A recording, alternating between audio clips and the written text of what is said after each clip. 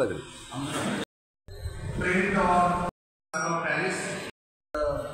Teliamura sub ডিভিশনের অন্তর্গত যতগুলো পুজো কমিটি আছে সমস্ত পুজো কমিটির কাছে আমরা তেলিয়ামুড়া মহকুমা প্রশাসনের পক্ষ থেকে আন্তরিকভাবে আমরা অনুরোধ করছি যে 24শে সেপ্টেম্বর 2025 বেলা 11টার মধ্যে নিজ নিজ থানা এলাকাতে আপনারা আবেদনপত্র জমা দেবেন, যাতে আমরা পারমিশনটা সেই পুজো করার যে পারমিশনটা এটা আমরা সম্ভবত আমরা আপনাদের কাছে পৌঁছে দিতে পারি।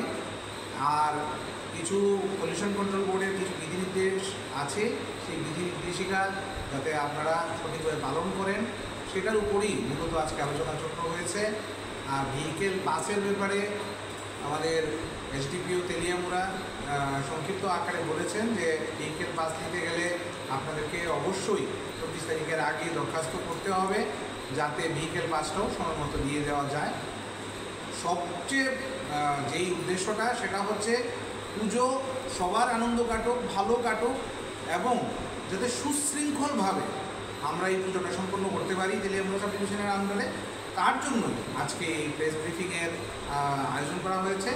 আমি প্রিন্ট এবং ইলেকট্রনিক মিডিয়া বন্ধুদের মাধ্যমে সবার কাছে এই আহ্বানটুকু রাখতে চাই যে আপনারা পুজো আনন্দের মধ্যে পাশাপাশি পলিউশন কন্ট্রোল বোর্ডের যে বিধিনির্দেশিকা সেটাও মানবেন, যাতে সুস্থ, সুন্দর, সুশৃঙ্খল আমরা পূজা এই তেলিয়ামুড়াবাসীকে উপহার দিতে পারি। সেটার জন্য আমাদের এই প্রচেষ্টা। ছোট বড় মিলে কটা পূজা স্যার সাব ডিভিশনে তেলিয়ামুড়া সাব ডিভিশন? আমাদের ছোট বড় বিভিন্ন মিলিয়ে 3টে আমাদের ব্লক আছে, তেলিয়ামুড়া, কল্যাণপুর এবং মুঙ্গিয়াগামী, সব মিলিয়ে মোটামুটি 224টা আমাদের পুজো হবে। আমাদের কাছে অ্যাপ্লিকেশান আসছে থানার মধ্যে, আমরা সেই অ্যাপ্লিকেশনগুলো আমাদের কাছে আসতে পরেই আমরা পারমিশনের জন্য আমরা প্রসেসিং করে সবার হাতে এটা তুলে দেব। Thank you.